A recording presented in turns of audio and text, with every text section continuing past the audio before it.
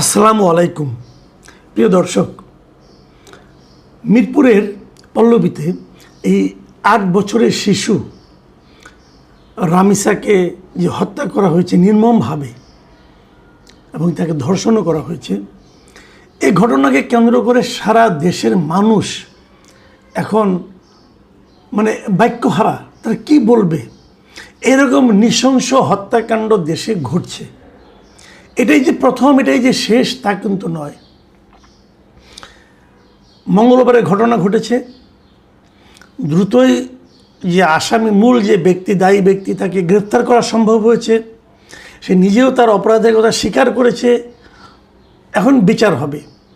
এর মধ্যে মঙ্গলবারের পর গতকালকে বৃহস্পতিবার রাতে ক্যাবিনেট মিটিং শেষ করে আমাদের প্রধানমন্ত্রী তারেক রহমান সেই নিহতের বাড়িতে গিয়েছেন এবং তাদেরকে সান্ত্বনা দিয়েছেন, নিরাপত্তার প্রতিশ্রুতি দিয়েছেন, যতটুকু করা সম্ভব তিনি করেছেন। যখন এই ঘটনা এখানে ঢাকায় ঘটছে, তখন চট্টগ্রামে এই ধরনের ঘটনা দেখা গেছে। সেখানেও একজন শিশুকে এরকম ধর্ষণ চেষ্টা করা হয়েছে এবং সেখানে সেই ব্যক্তিকে জনগণ তাদের হাতে তুলে দেওয়ার জন্য পুলিশের উপর চাপ প্রয়োগ করেছে। পুলিশ যখন ওই ধর্ষণ চেষ্টার সঙ্গে জড়িত ব্যক্তিকে ধরে নিয়ে থানায় যাচ্ছিল, তখন জনগণের দাবি ছিল না, তাকে তাদের হাতে ছেড়ে দিতে হবে। ভাবুন একটা জিনিস, মানুষ কতটা ক্ষুব্ধ হলে পরে, কতটা রাগান্বিত হলে পরে, কতটা অসহায় বোধ করলে পরে এরকমভাবে নিজের হাতে আইন তুলে নিতে চায় এবং পাশাপাশি আইনের প্রতি কতটা আস্থাহীনতা থাকলে পরে তারা এটা করতে চায়। তাদের ধারণা এই যে পুলিশ তাকে ধরে নিয়ে গেল, হয়তো এর বিচার হবে না, হয়তো কিছুদিন পরে লোকে ভুলে যাবে, হয়তো প্রাথমিকভাবে নিম্ন আদালতে মৃত্যুদণ্ডও হবে, কিন্তু পরবর্তী সময়ে সে আবার উচ্চ আদালতে গিয়ে খালাস পেয়ে যাবে। এই যে ঘটনাগুলো ঘটছে, আইনের মারপেচ, নানা ধরনের ঘটনা, এর প্রেক্ষিতেই কিন্তু সাধারণ মানুষের মধ্যে এক ধরনের বিশ্বাসহীনতা জন্ম নিয়েছে সরকারের প্রতি, আইন শৃঙ্খলা বাহিনীর প্রতি, এমনকি বিচার বিভাগের প্রতি। সেটাই কিন্তু আমরা তার প্রকাশগুলি দেখছি। যে কারণে রামিসার বাবা কিন্তু বলেন যে আমি আমার এই কন্যা হত্যার কোনো বিচারই চাই না। উনি বলেন যে আর কয়েকদিন পরে, 1 সপ্তাহ 2 সপ্তাহ পরে আরও একটা ঘটনা ঘটবে, এই ঘটনার নিচে চাপা পড়ে যাবে। তো আমি বিচার চেয়ে কার কাছে যাব? হয়তো দেখা যাবে কয়েকদিন পরে হত্যাকারীর সঙ্গে কারো না কারো সম্পর্ক বেরিয়ে গেছে, তিনি হয়তো পাওয়ারফুল লোক। দেখা যাবে এই রামিসার বাবাকে নানাভাবে হুমকি দেওয়া হচ্ছে, হয়তো এলাকা ছাড়াও করা হতে পারে। তো এই বাস্তবতাগুলো আপনারা কেমনভাবে দেখবেন? এর মধ্যে কিন্তু আমরা দেখেছি প্রধানমন্ত্রী গিয়েছিলেন, ওনার সঙ্গে স্বরাষ্ট্রমন্ত্রী ছিলেন, আইনমন্ত্রী ছিলেন, ওনার প্রেস টিমের লোকজন ছিলেন। এগুলো আমরা ভিডিওতে দেখেছি, নানা রকম ভিডিও দেখলাম। এই ভিডিও নিয়েও নানা রকম সামাজিক মাধ্যমে কথাবার্তা চলছে। কেউ বলছেন এই গরমের মধ্যে আইনমন্ত্রী এবং স্বরাষ্ট্রমন্ত্রী তাদের কোর্ট পরে যাওয়ার দরকার কী ছিল? দেখুন, মানুষ যখন আপনার উপর আনন্দিত থাকবে, মানুষ যখন আপনার উপর হ্যাপি থাকবে, তখন আপনার কোনো দোষই তার চোখে পড়বে না। আর মানুষ যখন আনহ্যাপি হবে, তখন সামান্য একটু বিষয় নিয়েও তারা কিন্তু সমালোচনা করবে। আইনমন্ত্রী বলেন অথবা স্বরাষ্ট্রমন্ত্রী বলেন, ওনাদেরকে বলছি আপনারা ব্যাপারটা এইভাবে দেখেন। কেন সামান্য আপনি কোর্ট পরে গিয়েছেন কি যাননি, এই গরমের মধ্যে কেন গিয়েছেন? আপনারা স্বাভাবিক, আপনারা সবসময় এসি রুমে থাকেন, এসি গাড়িতে চলেন, হয়তো টেরও পান না যে কোর্টের কোনো আলাদা গরম আছে কিনা। হয়তো সে কারণেই আপনারা গিয়েছেন, অভ্যাসবশত গিয়েছেন, আরামের জন্য তো যান নাই। কারণ যে গরম, এই গরমে আরাম লাগার কোনো কারণ নাই, তাই না? হয়তো সারাক্ষণ এসি রুমেই থাকেন, এসি গাড়িতে চলেন, কাজেই যখন ওখান থেকে নামেন 5-10 মিনিটের জন্য, তখন হয়তো আপনারা টের পান না যে কোট পরাটা কি চোখে লাগছে কি লাগছে না। কিন্তু আমি যে কথাটা বললাম, যদি আপনারা আপনাদের কাজকর্মগুলি ঠিকঠাক মতো করতে পারতেন, তাহলে কিন্তু আপনি কোর্ট নিয়ে এত ট্রল হতো না। এটা কিন্তু এখন হচ্ছে। কেউ কেউ বলছে স্বরাষ্ট্রমন্ত্রী এখান থেকে 2-3 বার খুব দ্রুত উঠে যাওয়ার কথা চিন্তা করেছিলেন, ওঠার ভঙ্গি করেছেন, তাকে প্রধানমন্ত্রী ধাক্কা দিয়ে থামিয়েছেন, বসিয়েছেন। এগুলো মানুষের কিন্তু চোখে পড়ছে। কেন পড়ছে? ওই যে ওইটা, ওই যারা দেখতে নাই তার চলন বাঁকা। আপনাকে না দেখতে পারার কারণটা কি? কারণটা হলো আপনি যে মন্ত্রণালয়ের দায়িত্বে আছেন, মাননীয় স্বরাষ্ট্রমন্ত্রী, আপনাকে বলছি, সেই মন্ত্রণালয় ভালোভাবে কাজটা করতে পারছে না। এই সরকারের 3 মাস হয়ে গেছে। এই 3 মাসে যদি পার্টিকুলারলি একটা কিংবা 2টা মন্ত্রণালয়ের কথা বলা হয় যে কোন 2টা মন্ত্রণালয় অথবা কোন একটা মন্ত্রণালয় ভালোভাবে জনগণের প্রত্যাশা মেটাতে পারছে না, তাহলে প্রথমে আসবে স্বরাষ্ট্র মন্ত্রণালয়ের কথা। স্বরাষ্ট্রমন্ত্রী লোক ভালো, স্বরাষ্ট্রমন্ত্রী জ্ঞানী লোক, স্বরাষ্ট্রমন্ত্রী খুব ভালো আইন বুঝেন, স্বরাষ্ট্রমন্ত্রী বিএনপির পলিটিক্সটা বুঝেন, স্বরাষ্ট্রমন্ত্রী বিএনপির পলিটিক্সকে উপরে তুলে ধরার জন্য যা যা করা দরকার তা করেছেন, করছেন, হয়তো আগামীতেও করবেন। কিন্তু গত 3 মাসে স্বরাষ্ট্রমন্ত্রী হিসাবে ওনার পারফরমেন্স তাবৎ মন্ত্রীদের মধ্যে সবচেয়ে খারাপ। এই জিনিসটা যেমন ওনাকেও বুঝতে হবে, তেমনি এই জিনিসটা প্রধানমন্ত্রীকেও বুঝতে হবে। কে কোন মন্ত্রণালয় পাবেন এটা কিন্তু প্রধানমন্ত্রী নির্ধারণ করেন। প্রধানমন্ত্রীর এই পছন্দটা মানুষ কিন্তু গুড চয়েস হিসেবে বলছে না।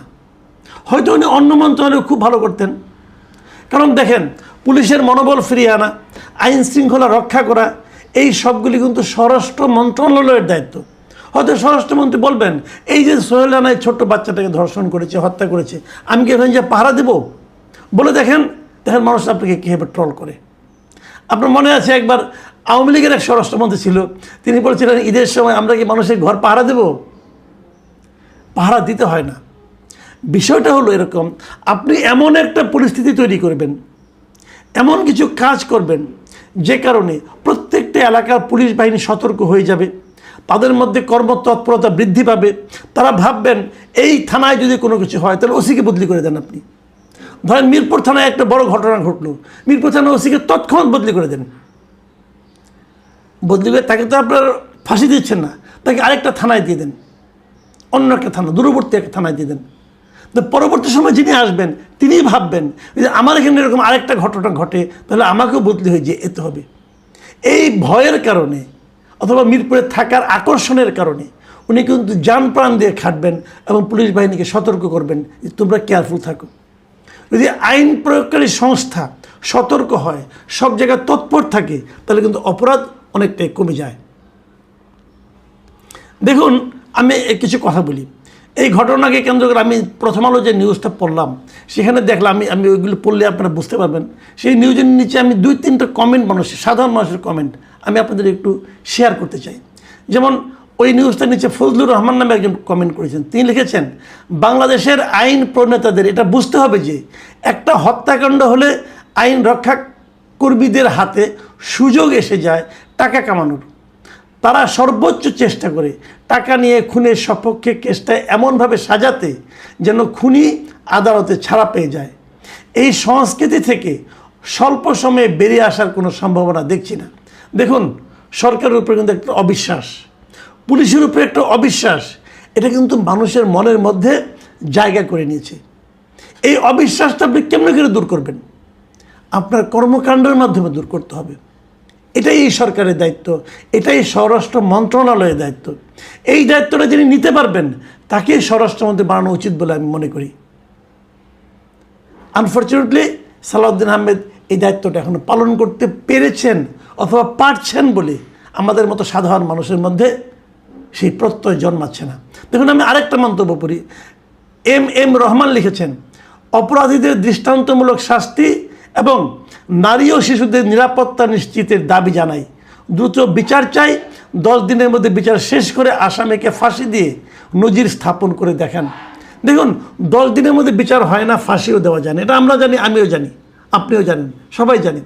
কিন্তু জনগণের প্রত্যাশাটা কোন মাত্রায় গিয়েছে? জনগণ ভেবে নিয়েছে বিচার বিলম্বিত হওয়া মানে বিচার না হওয়ার শামিল। আরেকটা মন্তব্য পড়ি, সেই মন্তব্যটা আননেমড ইউজার লিখেছেন, মানে উনি নাম প্রকাশ করেন নাই। উনি লিখেছেন সম্মানিত প্রধানমন্ত্রী, পুলিশকে শক্তিশালী করুন, বিচার ব্যবস্থায় পরিবর্তন আনুন, এভাবে কত মানুষের বাসায় যাবেন। দেখুন প্রধানমন্ত্রী একজনের বাসায় গিয়েছেন, এটাকে কিন্তু উনি সমালোচনা করছেন না, খুশি হয়েছেন, কিন্তু পাশাপাশি এই আশঙ্কা প্রকাশ করছেন যে আপনি কয়জনের বাসায় যাবেন ভাই? চেঞ্জ করতে হবে, মানুষের মধ্যে নজির স্থাপন করতে হবে, ঘটনা দিয়ে বোঝাতে হবে যে এই সরকার মানুষকে নিরাপত্তা দিতে চায়। মানুষ কিন্তু এই জিনিসটাই চায়। আপনি কত ভালো বক্তৃতা দেন, আপনি কত স্বপ্ন দেখাতে পারেন, আপনি কি কি করবেন না করবেন, মানুষের মধ্যে একটা আশা জাগাতে পারেন, সবই ঠিক আছে। কিন্তু এন্ড অফ দ্য ডে মানুষ দেখতে চায় একজন গুড ম্যানেজার। আপনার হাতে রাষ্ট্র ক্ষমতা, এই দেশের দায়িত্ব, পরিচালনার দায়িত্ব আপনাকে দেওয়া হয়েছে। আপনি এই দেশের প্রত্যেকটা সেক্টর আপনি ঠিকঠাক মতো দেখতে পারছেন অথবা চেষ্টা করছেন, এই জিনিসটা মানুষকে বোঝাতে হবে। মানুষকে সেটা বুঝতে পারছে? আপনি মুখে মুখে বললেন, আপনার প্রেস উইং বলতেছে এই সরকার ভালো করছে, অমুক করছে, তমুক করছে, কিন্তু মানুষ তো নিজেই জানে আপনি কি করছেন, সে কিন্তু তার সঙ্গে মিলিয়ে নেবে। মনে রাখবেন, একটা কথা বলি, বিরোধী দল কিন্তু এরই মধ্যে এই ঘটনাগুলিকে সরকারের ব্যর্থতা হিসেবে মানুষের কাছে উপস্থাপন করছে। তারা বলছে এটা সরকারের ব্যর্থতা, সবাই বলছে, এবং নানাভাবে তারা, যেমন জামাতের একজন এমপি ক্যান্ডিডেট ছিলেন অ্যাডভোকেট শিশির মনির, তিনি কিন্তু বলে বসেছেন ওই পরিবারের বিচার, আইনগত দেখাবলা এবং বিচারের দায়িত্ব উনি নিচ্ছেন, উনি তার জন্য আইনি লড়াই লড়বেন। তো বিএনপির এমপিরা কোথায় ছিল ভাই? সেই বিএনপির আপনার আইনজীবীরা কোথায় ছিল? খালি বার নির্বাচনে একচেটিয়া পাশ করলেই হবে? দায়িত্ব নিন, একটু দলের হয়ে কাজ করেন। বারের নির্বাচন করে তো দলকে ডুবাইছেন আপনারা, যে দেখাই দিয়েছেন যে নির্বাচন আগামী দিনে কেমন হবে। এখন একটু দলের জন্য করুন। শিশির মনির কাজটা হলে কিন্তু আপনারা পারেন নাই। সরকার প্রধানকে বলছি, এগুলোও খেয়াল করেন। আপনাদের দলের নাম ভাঙিয়ে সুবিধা পাওয়া এই আইনজীবীদের, বাঘা বাঘা আইনজীবী, যা নাকি এখন কোর্টে দাঁড়ালে পরেই সব মামলার রায় তাদের পক্ষে চলে যায়, সেই সমস্ত আইনজীবীদের বলেন এই কাজটা তো তোমরা করতে পারতা। তো এইগুলি থেকে শিক্ষা নিতে হবে। আগামী দিনগুলিতে কিন্তু মাথায় রাখতে হবে, বিরোধী দলগুলি কিন্তু এটাই করবে। এই যে ধর্ষণ সংক্রান্ত ঘটনা, এটা নিয়ে কিন্তু আগামীতে রাজনীতি হবে। এবং জামাত এনসিবির কাছে আমি নিশ্চিতভাবে বলতে পারি, যে বিএনপি অগ্রসর হচ্ছে, জামাত এনসিবির কাছে বিএনপি নাকানি চুপানি খাবে, কোনো সন্দেহ নাই। দেখে নিন, কারণ বিএনপি জানেই না কীভাবে জিনিসটাকে হ্যান্ডেল করতে। মানে এখন পর্যন্ত দেখছি না, ওনারা ক্ষমতা পাওয়ার পর ক্ষমতার দম্ভে এতটাই ওনারা মশগুল হয়ে গেছেন যে ওনারা বুঝতেই পারছেন না যে সুশাসন কীভাবে কায়েম করতে হবে। ওনারা উদ্ভট সব এক্সাম্পল ক্রিয়েট করতেছেন, যেটা মানুষ যত দেখছে তত ভয় পাচ্ছে। আমি সরকারকে বলবো যে আপনাদের ভবিষ্যতে কিন্তু আপনাদের বিরুদ্ধে প্রধান যে আন্দোলনটা হবে, এটা কিন্তু রাজনৈতিক আন্দোলন হবে না, এটা হবে নাগরিক আন্দোলন। এবং সেই আন্দোলনের পেছনে এই যে বিরোধী দল আছে তারাই থাকবে। মানুষ দেখতে চাবে, মানুষ উপলব্ধি করতে চাইবে যে তার নিরাপত্তার জন্য রাষ্ট্র কি করছে, সরকার কি করছে। সেই জিনিসটা যখন যতদিন উপলব্ধি করতে না পারবে ততদিন কিন্তু আপনাদেরকে বিপদ ছাড়বে না। আমরা দেশে একটা সুশাসন চাই, আমরা মানুষের জীবনের নিরাপত্তা চাই। আমি বারবার বলি, বিভিন্ন সময় বলেছি, আমরা চাই না যে একটা সরকার সে আমার ঘরের বাজার করে দেবে, সে আমার ঘরের বিদ্যুৎ একদম বিনা পয়সায় দিয়ে দিবে, এটা চাই না। আমার কাজ ভাই আমিই করব, আমার ইনকাম আমিই করব, আমার বাজার আমিই করব, আপনি কেবল আমাকে ডিস্টার্ব করেন না। এবং সেটা কি, এই যে রমিসার বাবা, তাই তিনি বলেছিলেন একটা কথায় যে আমার পায়ের যে স্যান্ডেলটা সেটা 3 বছরের পুরনো স্যান্ডেল, আমি টাকার জন্য স্যান্ডেল কিনি, নতুন স্যান্ডেল কিনি না, কিন্তু আমি আমার সন্তানদের কোনো অভাব বুঝতে দেয়নি, তাদের চাহিদা আমি পূরণ করার চেষ্টা করেছি।